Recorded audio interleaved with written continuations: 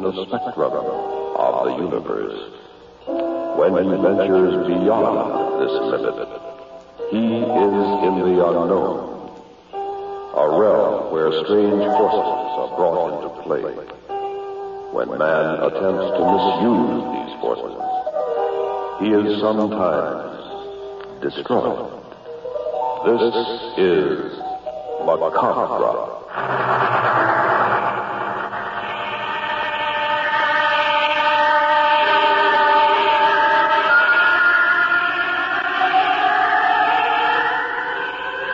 The Far East Network presents in special performance Macabre. Tonight's story, Final Resting Place.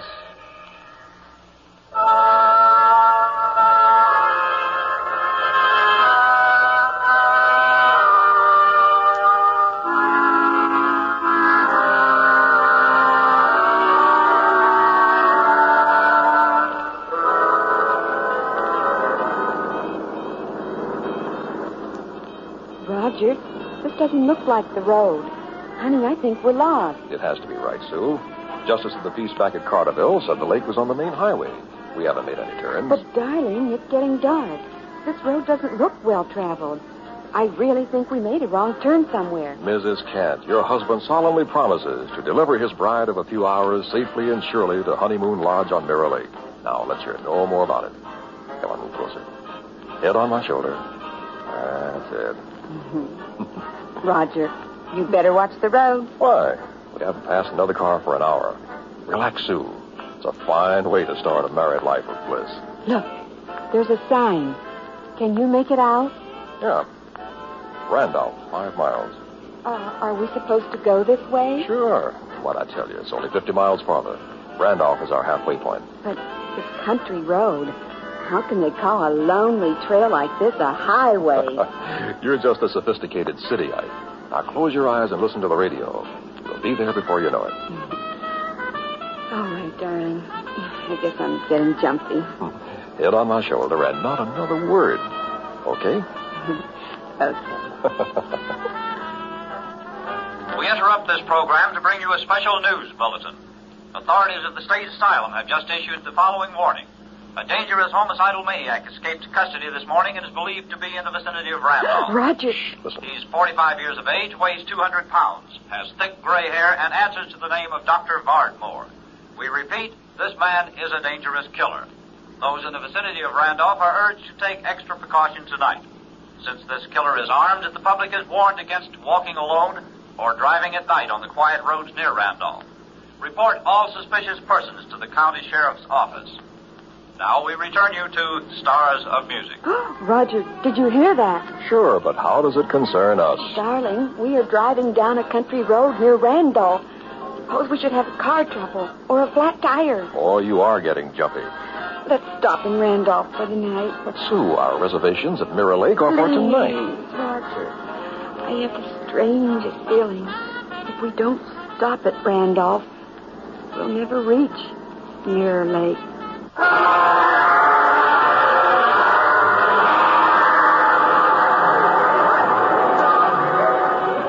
Great idea, Sue. What, darling? Stopping here for the night? Now we can see the carnival. It's all right while these people are here, I guess. But we'd better go back to the hotel before they leave. Are you still afraid? Well, kinda. Aren't you? Come on. I'll show you a good time. You'll forget all about it. Okay. What's that man doing over there? And now, ladies and gentlemen, if you'll kindly step closer, I don't know. Let's I find will out. demonstrate for you one of the great marvels of all time. As you see at my feet is a hole, an excavation 6 feet in depth, a grave, if you will. And beside me here is a casket. Now, friends, what do you think we are going to do? Now, friends, ladies and gentlemen, have no fear. Tonight, I, Professor Vincent, will select someone, one of you from the audience, to be hypnotized and placed in this casket. Then I will bury him alive for 5 days. If he's not buried that long, he ain't going to wind up much alive. Just a moment, please. 5 days at $100 a day. Now, what do you say? Who wants to make $500? There is absolutely no danger. A shaft will be sunk so that we can see your head. You'll get plenty of light and air. Food will be lowered to you. Nothing to it at all. Who'll be the first volunteer? You about as popular as an undertaker, pal. Come now, ladies and gentlemen. Under hypnosis, believe me, 5 days will seem like an hour. The easiest $500 you've ever made.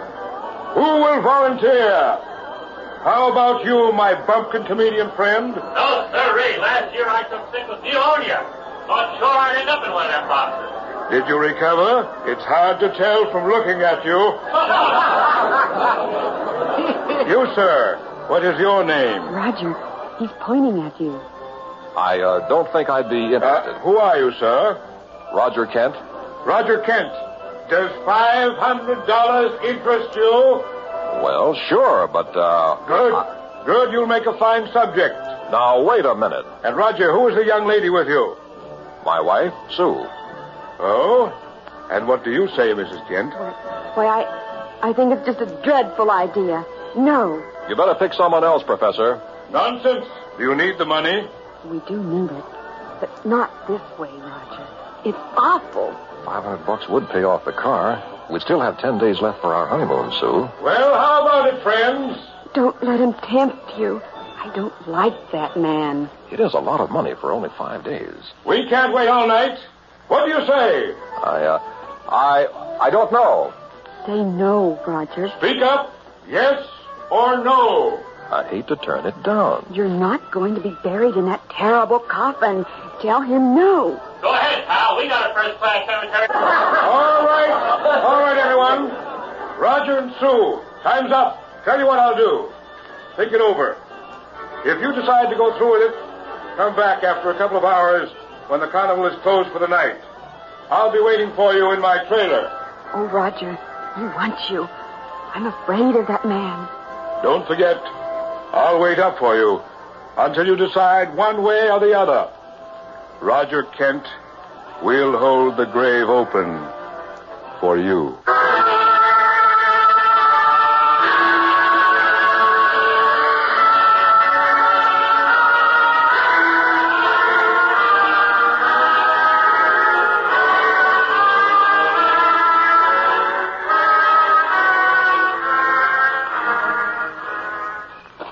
Roger, I'm afraid. Listen, Sue, my mind's made up. But suppose... Face up to it. We need the money.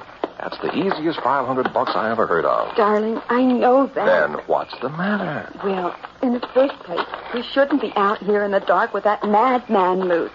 In the second place... Professor Vincent seems too interested in me. Oh, Roger, you read my mind. I'm just trying to protect you, honey. That man, I don't know. There's something wrong. Admit it, Sue. You don't like the buried alive act. Isn't that it? Yes, I guess so. It's horrible. I thought so. Uh-oh. This must be his trailer. Professor Vincent. Here it is. Roger. Yeah? If he answers, there'll be no turning back. It'll be too late. I know. No turning back. Professor Vincent? Come in, Roger and Sue. Come in. Did you really think we'd come? I was certain.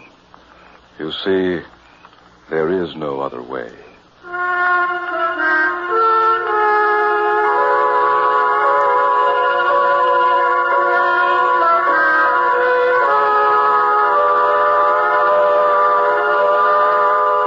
When I count 3, Roger, you will be asleep.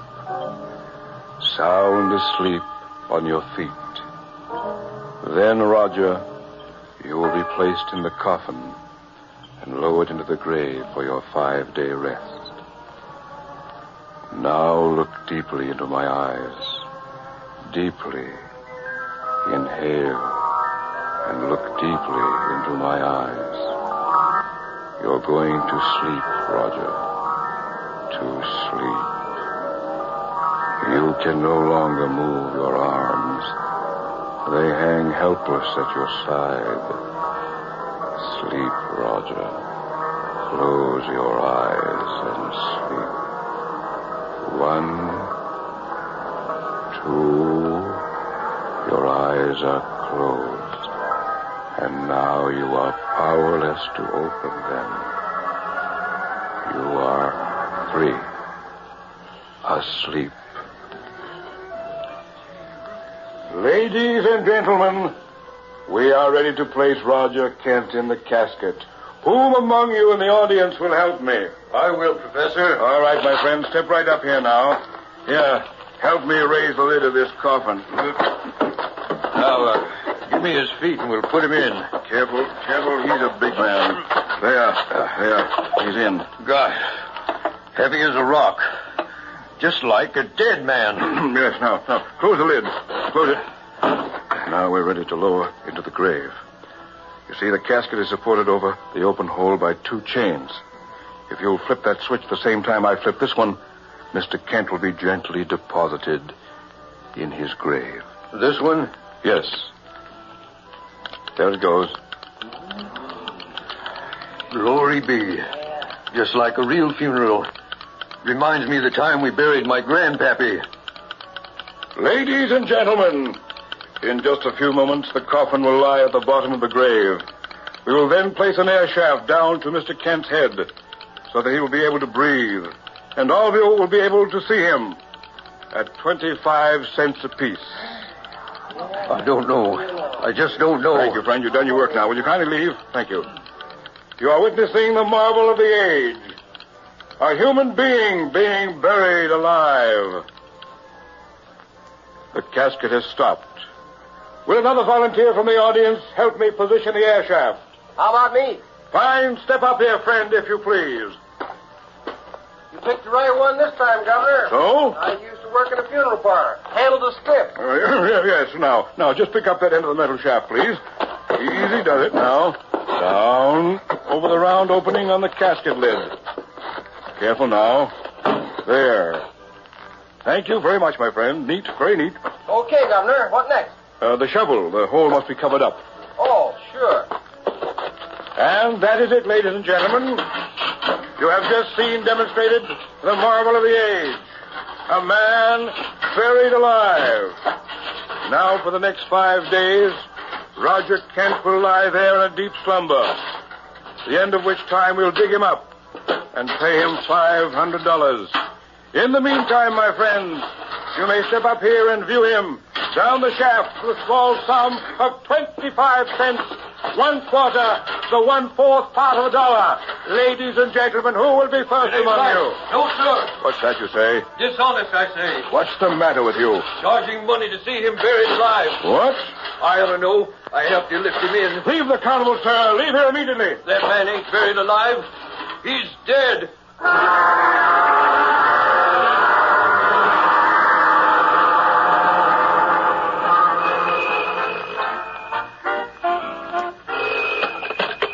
Hello? Hello, Mrs. Kent. This is Professor Vincent. I got your message. First chance I've had to call you. Oh, Professor, I'm so glad you did. What's on your mind? How is Roger? I keep telling you he's all right. Now you must stop this nonsense. Well, it's been 3 days since he was buried, and he just lies there so still.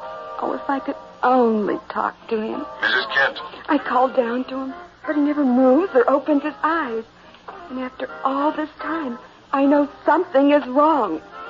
Roger wouldn't let me worry like this. He'd at least look up and smile, if he could. How many times must I repeat he is hypnotized?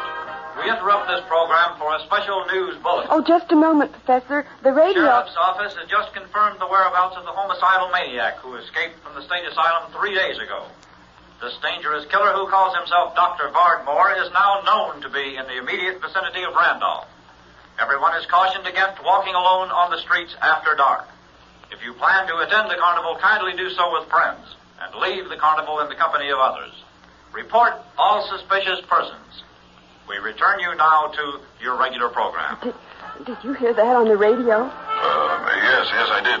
Oh, Professor, I'm terribly afraid. I don't want Roger alone down there with this madman, Lou. Please, Professor, dig Roger up tonight. Mrs. Kent, we made a bargain, a business proposition. Kindly stay in your hotel room and rest. This is the 3rd day, the day after tomorrow, it will be all over for Roger and for you.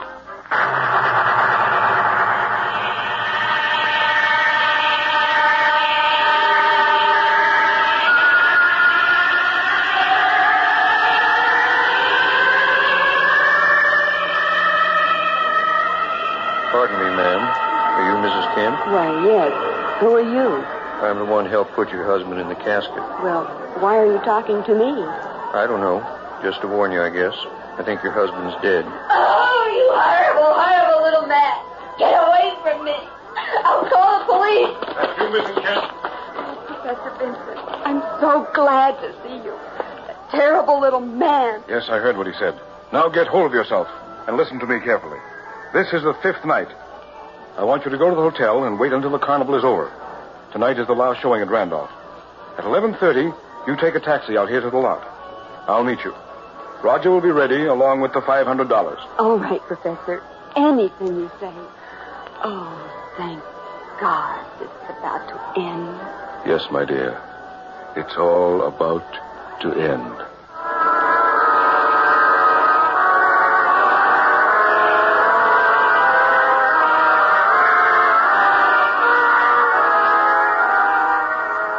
Are you going out, Miss Kent?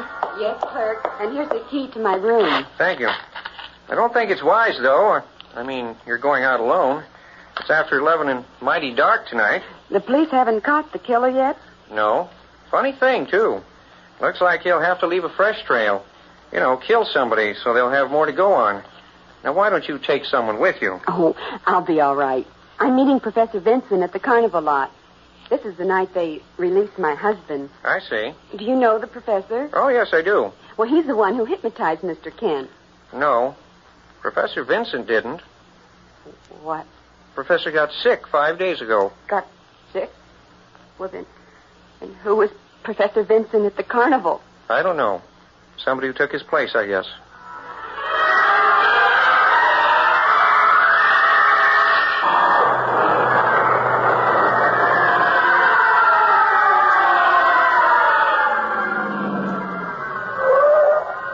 Here you are, driver. Thank you.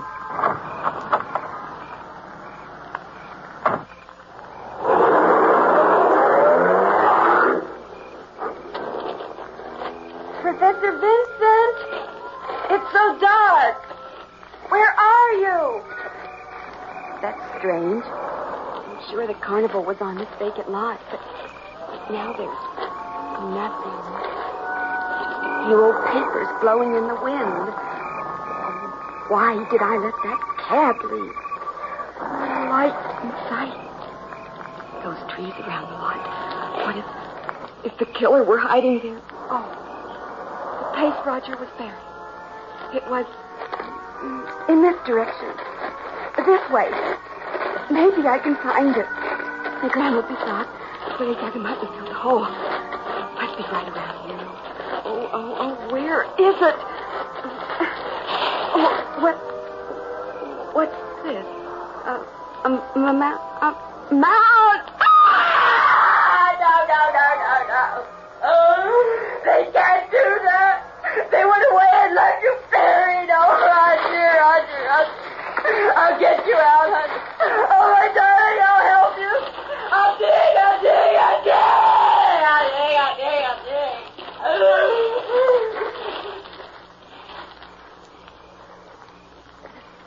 Something is watching me from those trees. I saw it move. I got to get out of here. I'll be back, Roger. There's an all-night filling station 5 blocks away. Maybe I can make it there. Oh, it moved again. There is someone out there. Roger, is that you? No, it's coming after me. It's too big for Roger. I don't know what it is. It's gaining on me. I can't let it touch me. No! Mrs. Kent, calm yourself, please. Who are you? Don't you know? I'm Professor Vincent. I was waiting for you. Now, come with me to my trailer. No, you're not Professor Vincent. So, you guessed. Who are you?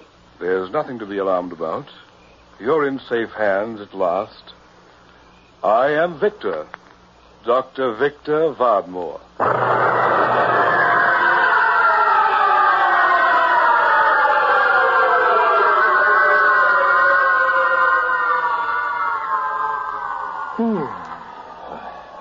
I've been asleep, I guess. Legs feel cramped. Mind's foggy. Can't remember what happened. Sue, where are you?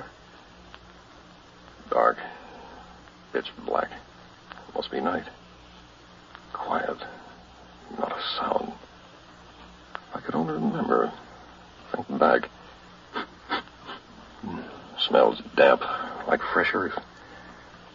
Where am I? Gotta get up and stretch my legs. No room to... Wait a minute.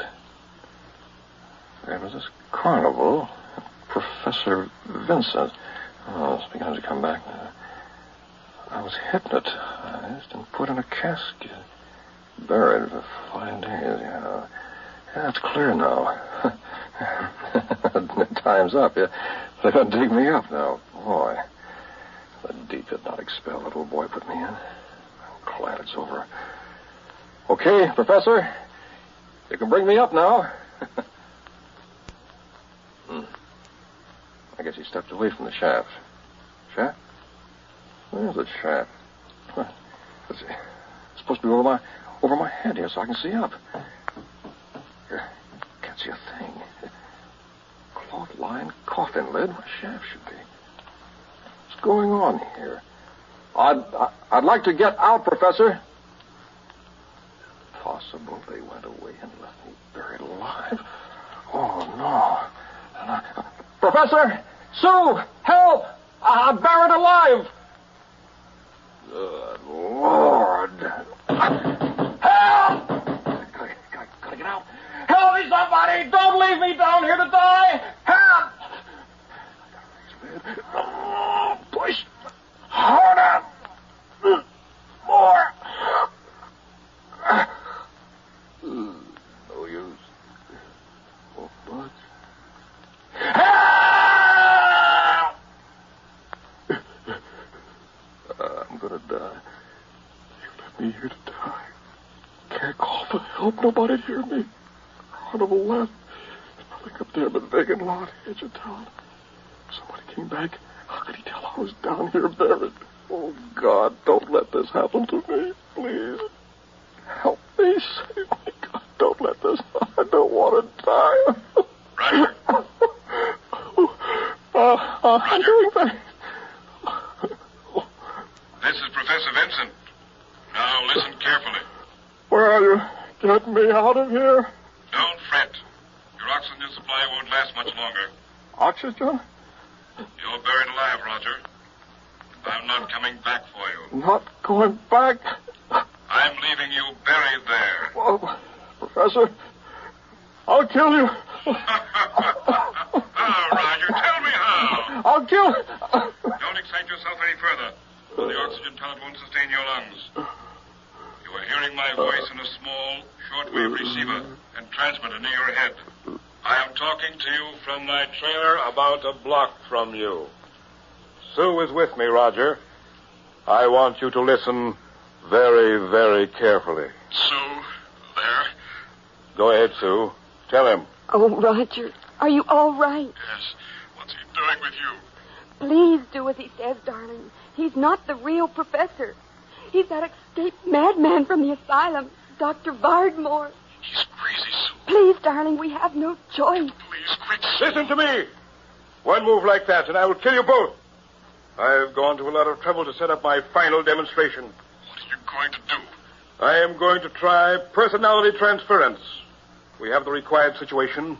A man buried alive in mortal fear of death. And the woman he loves, who will do anything to save him. If we do, as you say, what then? I will release the two of you. And if we don't? You have just enough oxygen for just a few more minutes. I see. Hurry, Dr. Vardmore. Get it over with. Now, Roger, I want you to think about Sue. Sue, you about Roger. Each imagine he is the other. Roger, You are standing beside me in the trailer. Sue, you are lying down there in the casket. No! Cooperate and I will free you. It's your only way out of that grave. If it works, you mean I'll be in Sue? Yes, and she in yours. Do it, darling. It's our only chance. He's not Sue. That's enough. One more refusal, and I'll turn off the shortwave transmitter and leave you in your dark world forever. Now, Roger, imagine you are Sue standing here. Sue, you concentrate on being Roger in the casket. Think. Put everything else out of your minds. I have it. Repeat something you both know. Say the 23rd Psalm. Here we go now. Start with me. The Lord is my shepherd. I shall not want. He maketh me to lie down in green pastures. He leadeth me beside still waters. He restoreth my soul. He leadeth me in paths of righteousness. For his name's sake, even though I walk through the valley of the shadow of death, I fear no evil, for thou art with me. Thy rod and thy staff, they comfort me. Thou preparest a table. Roger!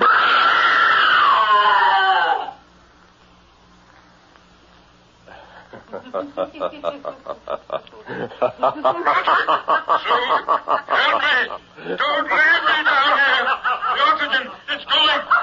Save me! Quickly! Take me up! I'm tired! No air!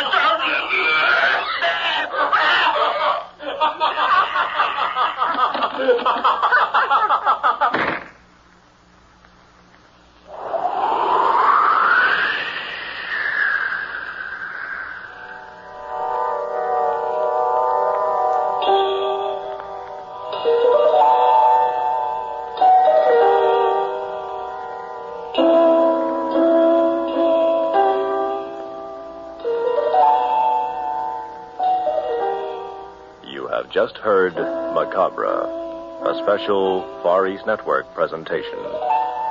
In our cast were John Buey as Professor Vincent, Mitzi Hennessy as Sue, William Verdier as Roger, Milton Radmilovich, Air Force Sergeant Bob Eddy, and Air Force Sergeant Newell Stewart.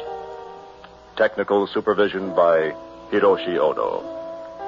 This is Air Force Sergeant Al LePage speaking. Macabre was written and directed by William Verdier.